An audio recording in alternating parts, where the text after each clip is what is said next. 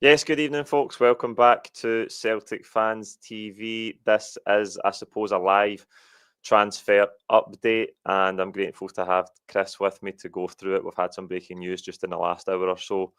So we're going to get to all that and talk you through it.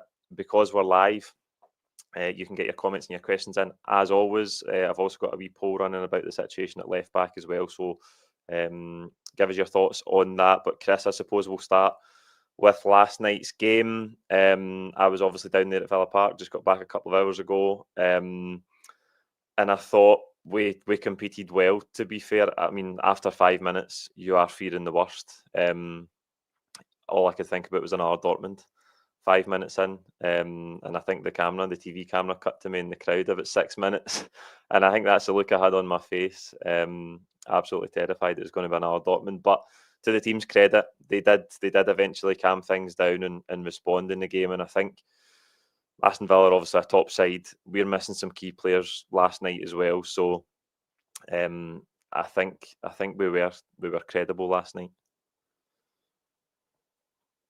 Press, Paul. Like, obviously there's still parts of our tactical in-game execution with our pressing that frightens the life out of you, right? And when it goes wrong, you get punished at this level. And I'm not saying, well, maybe some people might.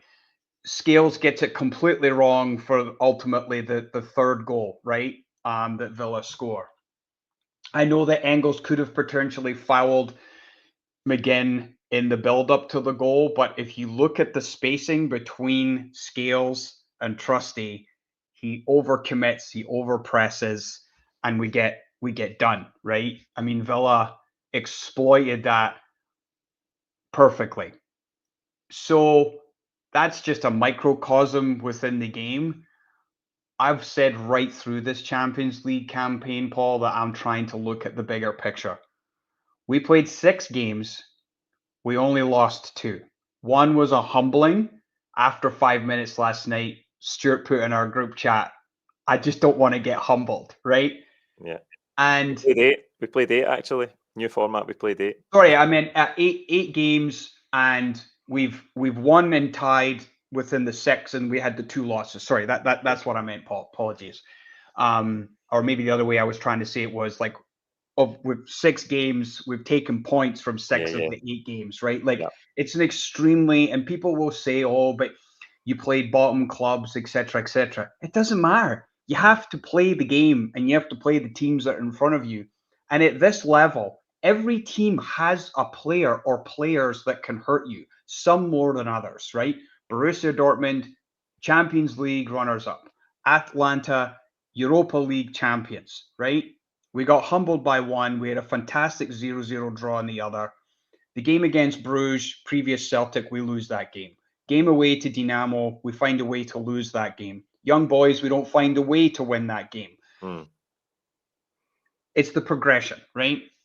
But last night was, to me, a huge sign of the maturity that this squad of players and this team actually has taken. Because, and I'll use from the Borussia Dortmund game to now as the timeline for that maturity, Paul.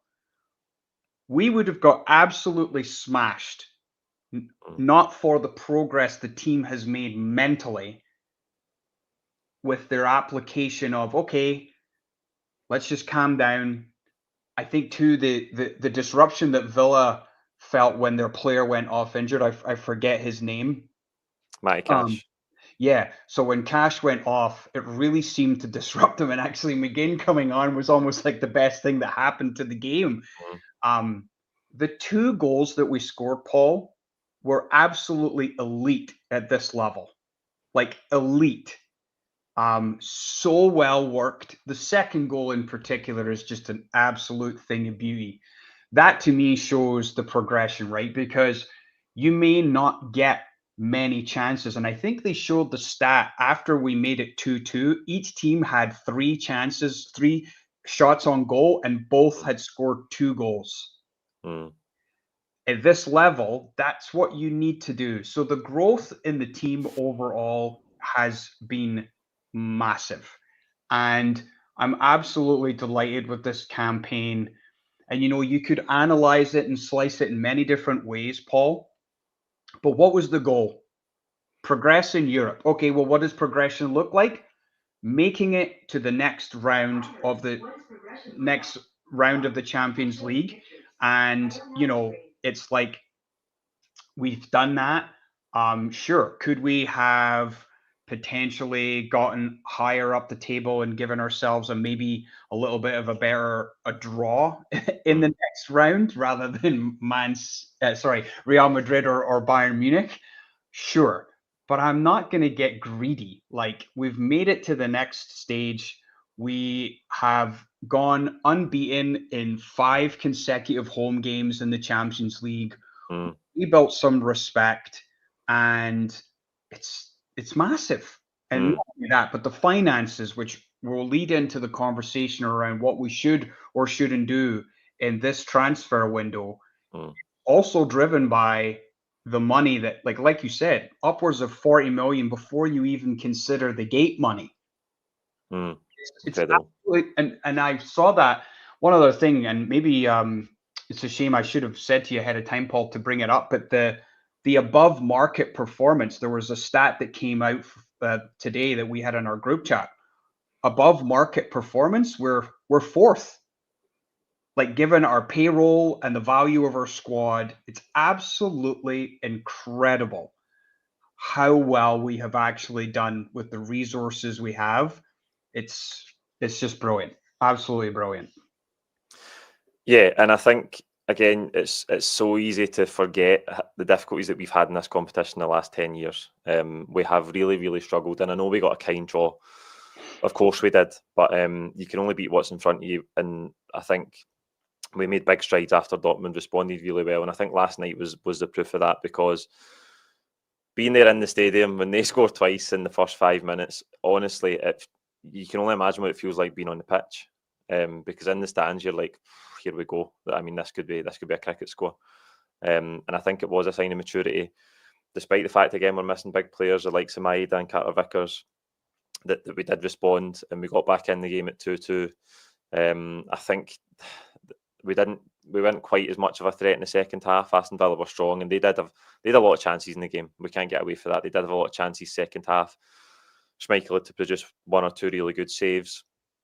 But I think, given where we're at, I think we deserve credit for the huge parts of the performance last night. Sort of the middle period of that second half onwards, we were good. And listen, we got the 12 points that we needed, and we needed 12 points because Zagreb went out on 11 points.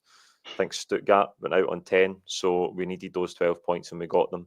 And that is all that matters. We'll come back to the Champions League playoff draw later on. Chris, we're going to talk about transfers now. Before we do that, I just want to ask you to like the stream if you haven't already, and we'll get as many of you on as possible. I'm also going to put a new poll in the live chat to rate Celtic's league phase out of 10 as well. Chris, I suppose we should turn our attention then to the transfer news. Today, Kieran Tierney will start there. The Telegraph confirming that he will not move to Celtic during this month on loan. He will see out the last 6 months of his Arsenal contract, and of course it's a worst kept secret now that Brendan Rodgers has confirmed that he will come back to Celtic in the summer. Would you make of that news today? Disappointing, I think, would be the first word that comes to mind, in the sense that we're not going to be able to secure his services on a loan. I mean, I know they've got another left back that wants to leave, but there's 4 of them in total, and can't just help but feel the former Rangers influence of Mikel Arteta is playing a big role in why he's potentially not coming back. But disappointed, because I think if you look at the left back situation, like, Vai is gone. Greg Taylor has not signed a new contract, so he is free to sign a pre-contract similar to Tierney, or sign a new contract with Celtic. And really, Scales becomes the cover left back, which really isn't ideal, because he's really the next choice centre back right now behind Carter Vickers and Trusty. So I'm disappointed. But on the other side of the coin, to know that we go into next season with Tierney back at the club, Jota down the same side potentially, is just absolutely massive in terms of our ability to really dominate games with the width that Brendan Rodgers and the way he likes to play through the outside channels. It's we're gonna put a bit of fear into a number of teams, and it ups the overall quality of the squad to have a player of his stature back at the club. It's absolutely massive. Yeah, absolutely. That's a mouth-watering prospect to have a left side with Tierney and Jota next season potentially. I just want to bring up a couple of things. Comments in the live chat. T-Boy's asking any idea about Fabrizio Romano's tweet about 2 hours ago, right after the Telegraph news that he wasn't coming. Romano reshared a tweet from yesterday with Celtic and a green tick. So I don't know if that was just his way of, it's probably his way of getting more engagement, let's be honest. But I don't know if that was just to confirm that the pre-contract is agreed, which again we've all known for weeks, it feels like, or if that's in contradiction to anything that was reported today. But I think Stephen McGowan is also reporting now that it has been blocked and he won't come back this month. So that leaves us in a sticky situation, as you already mentioned, Chris, at left back. We've been linked with Tyrell Malacia from Man United today on a loan deal. Alex Valle has already gone back. I think he signed for Como last night. You've got to think that if it comes to it, we've got to get a deal similar to Valle for the next 6 months, just to give us, at the very least, give us that cover for Greg Taylor or competition as well. Yeah, I can't argue with that, Paul. Whether it comes from the Man United side or another club, Paul, I think we definitely need to look at potential recruitment for the left back on a loan deal, but I don't think that is the top of the priority list when we look at the current squad in light of losing Kyogo. I think the striker has to be the top priority. Like, put it like this: if we end up signing a striker and we happen to sign another winger, which I know we're also going to talk about, you could then maybe make an argument that left back is probably second in that list of 3 signings. And I'm seeing some discussion in the chat about, do we need another centre back? Maybe, but that might be more of a summer thing than I think it is right now. I actually think you could make an argument for a central defensive midfielder. I'm not saying take Callum McGregor out of the team, but I just feel like that number 6 position isn't really his ideal position, and he flourished the most under Brendan Rodgers the first spell when he was in more of an advanced role. But then you start running into issues with him, Hatate, Engels, Bernardo. Like, it's a good problem to have, but it's very, very interesting. But I agree with John Anthony Gorman there. I think Quistgarden, however you pronounce his name, I think he does have to be the priority. Like, if the club are serious about signing a striker and he is the number 1 target and they want 10 million or 10.5 million, shouldn't even be a conversation about whether we're willing to pay that amount of money, because we've already set that precedent that that's the market we now want to be in. Gone should be the days of spending 3.5, 4 million. Like, Kyogo is the exception to that rule, Paul. Okay. He turned out to be an absolutely magnificent signing, a bargain at the price. But in the current transfer playing field that we need to be in, it's 10 or 11 million, then so be it. Like, you're getting a young player that would very likely flourish under Brendan Rodgers and do very well in our system, that you'd probably sell on in the future, hypothetically, for 15, 20 million. That's the model. We all know that's the model. We don't have the ability to spend 30, 40, 50 million pounds on a single player. Economically, it's impossible. So that's what we have to do, right? We're we're spending 10 million on a striker, so be it. Yeah, absolutely. I agree. I just want to shout out John for the super chat. What a legend. Yeah, we'll come to Chris Gardner now, I suppose, because the talk last night was that we were in talks. The report was that we were in talks over a possible deal with Bromby, but they are looking for that 10 million transfer fee or upwards of it, which would be a record signing for them, and possibly, if it gets in the region of 11 million, a new record for us after Engels in the summer. The comparison I can't help but draw, Chris, is with Kuhn, who came in last January, and he needed that time to settle in. We know that there was reasons for that in terms of the issue that he had at the time, but not every player can come in and hit the ground running. I suppose you see that with Engels so far this season, although I will say that I thought he was good last night, Engels. Probably one of his better performances in recent weeks and months, I would say. But players can take time to settle, especially young players. And Engels 21, Chris Garden 22.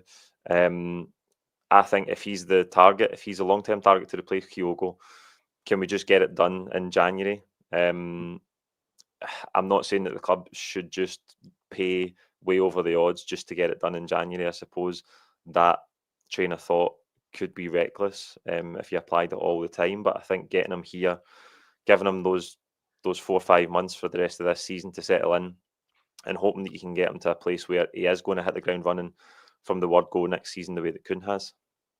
Yeah, no, I think the comparison you make there is very, very true. I mean, Kuhn definitely didn't settle.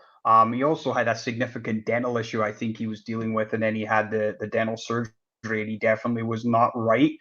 But he's just been absolutely incredible this season. Like, just he carries such a threat all the time. So I agree. I think if we're gonna bring in a striker, just do it now and really let him embed himself into the Scottish game, the Scottish culture. He'd be eligible, obviously, to play in the Champions League as well.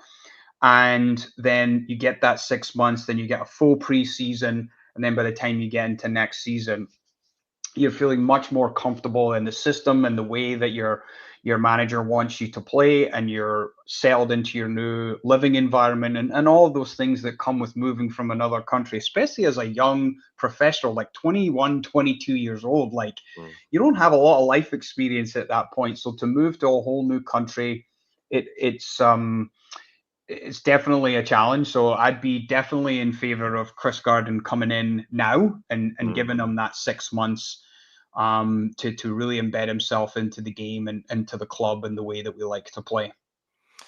Yeah, moving on then, Chris, the other breaking news just before we came on was that we've had a £4.6 million bid rejected for Sondre Ørjasæter from Sarpsborg. He's 21-year-old Norwegian winger.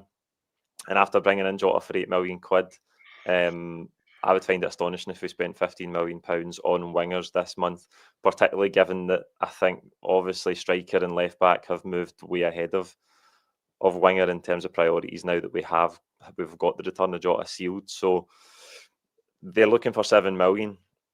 Whether we want to get that done, I think if we're in a rush to get that done this month, in the next 4 or 5 days, whatever it may be, that spells a bit of danger for me. I don't know why. Is it Kuhn? Is it Maeda? Are they concerned about somebody's future in the summer? Because there's absolutely no way they can keep those 4 wingers happy. Maeda, Kuhn, Jota, or Ørjasæter, if he was to join for £7 million. There's no way you can keep 4 players in one position happy. Couldn't agree with you more. And that's the first thing I put in our group chat, is like trying to read the tea leaves here. I'm like, part of our model, as I just articulated, is you bring in young players, Rodgers develops them, and we sell them on for a massive profit, and then we reinvest that money into the squad. Now, you can make an argument that historically the board maybe hasn't done that as much as they should have, but I think this year I commend the board for the financial outlay that they've put forth so far. I do agree with you. If we were to spend 15 million on 2 wingers and then drop another 10 or 11 million on a striker. Now, obviously, the Kyogo Jota money is kind of offsets one another, right? But just take Kyogo out of the equation. To outlay upwards of 25 million pounds for 3 players, and now to have 4 quality wingers at the club, it does beg the question of, well, has someone indicated that they would also like to move on in the summer, right? Or that they would be, their agent is going to be looking for a potential move away from the club. Like, I don't want to be like creating rumors that are not true, etc. But I'm with you, Paul. I have a sense of nervousness about that. But we've always talked about squad depth. Well, squad depth is one thing, but having four what would essentially be first 11 players and you can only really play two of them more often than not. I mean, maybe it's a good problem to have, but I think, I mean, Rodgers is definitely all in on wingers. I agree with Chris's comment there, right? I mean, it's kind of wild, right? And obviously Maeda could play through the middle, but I saw something from Ida last night that really makes me feel like this could really propel him on for the rest of the season. Like, I thought he was absolutely fantastic last night. Even his running in behind into the channels, like his ability and willingness to be that focal point, and his two finishes were absolutely superb. And if he needed an injection of confidence, that's what you're going to get. Villa Park, Champions League, you score 2 goals in 2 minutes. I thought he had a fantastic game. I really, really liked what I saw. Doesn't just change the fact that we need another striker at the club, because you can't just have, Ida, Kenny, and then Cummings. Like, that's just not a recipe for success at the upper level. But it is it's definitely a strange one with this whole winger thing. I can't put my finger on it, but I am definitely nervous myself. I won't lie. Yeah, I think he did well last night. I think the two finishes were really good. The first one's quite an awkward height. McGinn gets the deflection on the cross and he has to get his foot up and finish it. And then he's in the right place. And I thought he finished the second one into the roof of the net really well. He needed it. My God, he needed it after 14 games without a goal. So hopefully he can kick on now. I just want to pick up Chris's comment in the live chat. Rodgers is all in on wingers. 4 wingers to start. That might be what happens if we bring in Ørjasæter. You never know. Famously, though, the man that said he didn't need a million wingers, Brendan Rodgers. Now maybe he wants a million wingers. Who knows? 650 of you with us. Please like the live stream if you haven't already. Chris, I suppose we should talk about Luis Palma, who is seemingly on the brink of a move to Olympiacos on loan. He actually came off the bench last night. Could that have been his final appearance in a Celtic jersey? Other comment from Mackenzie earlier about could Ørjasæter be a replacement for Yang or Palma? I think bringing Jota in already counts out one of Yang or Palma. So I think if Palma is to go, it would free up the number 7 jersey. I noticed that Jota said he didn't have a squad number yet. Do you think we might see our superstar from Portugal on number 7? Definitely. I think that's inevitable at this point. Paul, I mean, Palma certainly seems, by all intents and purposes, will be securing a move away to Olympiacos, and looks like he might be traveling to Greece there tomorrow morning. Whether or not it's a loan or a permanent deal, I haven't read any of the details. It's certainly a loan initially. Yeah, and it may be similar to what we do, Paul, which is a loan with an option to buy, right? If he ends up being a good fit there and performing well, then great. But I think Jota coming in eliminates both Yang and Palma, regardless, to be honest, right? Because if James Forrest is fit despite his age, he's probably ahead of both of them, right? So if you've got Jota, Maeda, and Kuhn, and then you bring in the Norwegian winger, Forrest is like 5 now on the list in terms of depth, right? So I agree with you, and I think we saw last night that Yang is just not Celtic level, let alone Champions League level, right? It's just unfortunate. And he's a player I think we should try to move on in the summer. And it's not working out. And you can develop a player, but if they can't break through their glass ceiling, they can't break through their glass ceiling, Paul, right? So it's unfortunate, but I think that's the reality of where we are with the depth with our wingers. Yeah, absolutely. Just a quick one, get Jota on the bench on Sunday. Don't care if he hasn't played for ages. listen, I'll be devastated if he's not at least on the bench on Sunday. I know Maeda will be back in, but I expect Jota to be on the bench and get involved as quickly as he can, because again, that brings us nicely to link to this playoff draw tomorrow, Chris, because Maeda is going to be suspended for the first leg. So if we don't want Yang to play on the left-hand side against Real Madrid or Bayern Munich, Jota will have to be in a position where he's fit enough to be involved. It's so heartbreaking we've done so well in the Champions League, and then we land in a position where the reward is a tie against Bayern Munich or Real Madrid. I mean, it doesn't get any harder than that, does it? Not really. To be honest, it's kind of sickening in one sense that we're going to have to face one of those two teams. I think, if I'm honest, my preference would be Bayern Munich. I mean, on paper, it's a slightly favorable tie, just given the depth and. But obviously, from a glamour perspective, getting to play Real Madrid would just be incredible again. I'm not going to lie.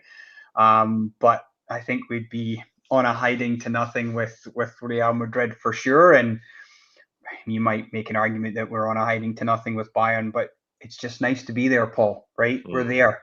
We're in the next group. We got another fantastic Champions League night. Hopefully another fantastic Champions League away day. I'm hoping that the pyro thrown onto the field last night doesn't come back to haunt the club, because we were warned that if we had another incident, we might be banned from our next away game. If UEFA follows through on that, no Celtic fans is going to be making the trip to the official away end. So as much as the colour is fantastic, it needs to be weighed against what detriment it can have to the broader Celtic support. I'm not denying it's amazing, and the backing, it's incredible, but it's like got to be tempered with, well, what's the worst thing that could happen? Well, the worst thing that could happen is no away fans, which say we have a competitive first leg, say we get Bayern Munich and we manage a 1-0 win or a 2-1 win, say, like, I'm not saying we're going to beat Bayern Munich, but let's just say we have a fantastic result. You go into your away game with something to hold on to. But if you've got no fans in the stadium because of stupidity, you're just shooting yourself in the foot. Aye, it wouldn't be great if we couldn't make that second leg. I would value Munich. I love Munich. It's one of my favourite cities in the whole of Europe. It was also my first European away day. Seeing Celtic, I love the stadium. I love everything about the city, and I think it's possibly slightly easier.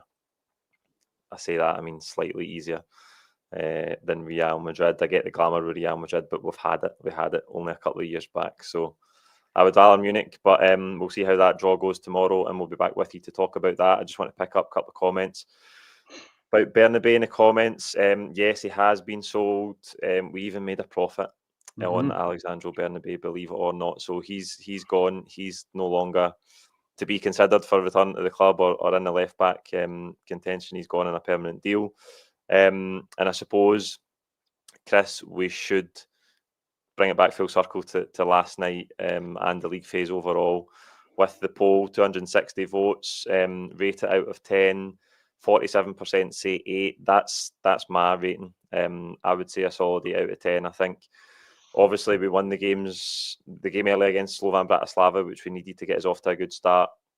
We've talked about Dortmund to death. It was devastating, but the response in Bergamo was brilliant. To get a point off of that team, who at the time were playing right at the top of their game, scoring goals for fun at the top of Serie A. And then I think Zagreb's disappointing because we felt like the game was there for us to win. But again, I suppose it shows you how quick things change in football and the progression we've made, that we were disappointed to get a point away from home in the Champions League. Bruges was a difficult game.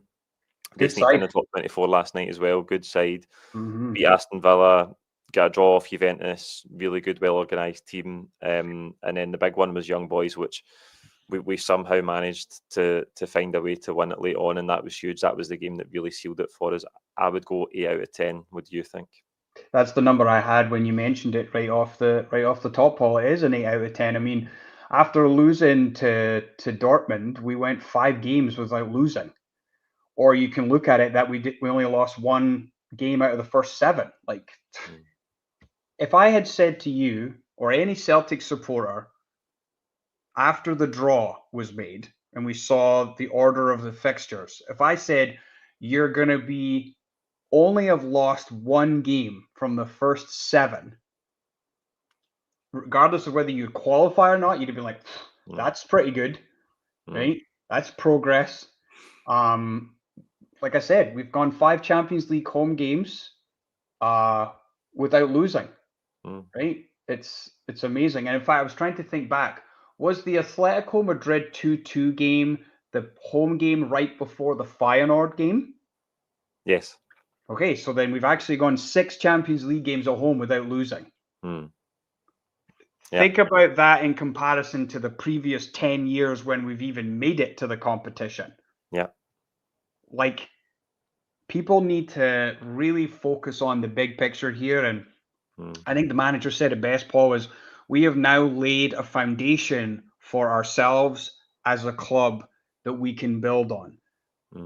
What have we said over and over? And this is where Rangers fail mistake after 10 in a row. You build from a position of strength and a position of dominance. So I'm perfectly okay with us looking to spend £15 million on 2 wingers and another 10, 11 million pounds on a striker, because that is building from a position of strength, Paul. And that's how you keep a squad that can compete domestically on all 3 fronts and try to continue that dominance while you continue to build the platform you have built for yourself in Europe. Like, these are heady days to be a Celtic fan. And given when I grew up through the 90s and the turmoil of having to go to school and be around all my Rangers pals, trust me, I've been blowing up their Facebook Messenger accounts from across here in Canada where I live. This is a great time to be alive, Paul, and it's just further emphasized by the fact that we get to look forward to the torture of drawing Real Madrid or Bayern Munich versus we're playing Wraith Rovers in the Scottish Cup on the weekend, right? It's from one anomaly to the other. It's just incredible, and I just encourage everyone to sit back and enjoy the ride as long as it lasts. This is just incredible. I think the big thing that I've talked about for a while, or I've wanted for a while, is the club to try and get some sense of fortress back to the home games in Europe. You want it to be a difficult place to come. You don't want clubs looking at the record thinking, well, we'll beat them because it's easy to turn them over at home in Europe. That was never the case. It was the case for a long time there. And I think slowly but surely we are building that back. There's been some tough games in that run of 6 home games without defeat, and I think the longer we can keep that going, the better. It's obviously going to be difficult in the playoff.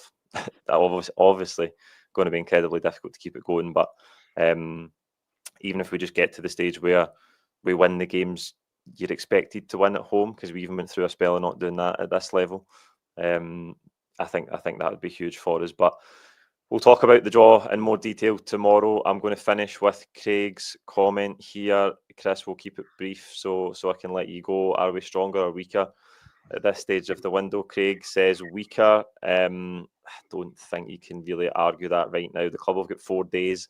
I suppose you could say it's only 2 business days, tomorrow and Monday, to get us in a stronger position. But having lost Valle and only having 1 left back, lost Kyogo, such an iconic player for the club. We've only now got 1 out-and-out striker.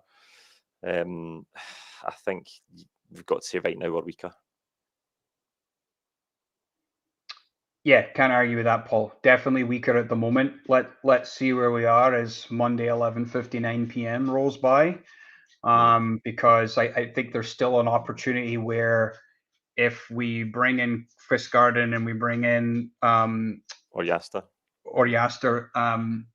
then and we say we find cover for a left back, then you can flip that and say we're definitely stronger. So lots can happen. I mean, we've had a history of doing some great business late in the January window.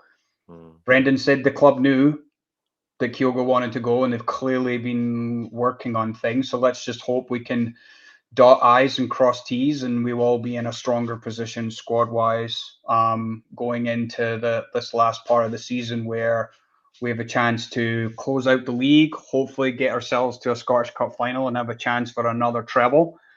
And enjoy this round of 24 game, 2 games. Like, it's just great to be on Europe's biggest stage and football after Christmas. Aye, exactly. That's a good way to end it. Thank you for staying with us through the live stream. I hope you've enjoyed it. I want to shout out all the comments. Recently, just given some nice support to the channel. Really appreciate it, Chris. John Watt in there as well as a few others. Thank you so much. Thank you for sticking with us through the stream. I'll be back with you tomorrow for the draw. And thanks again to Chris for taking the time to be with us tonight.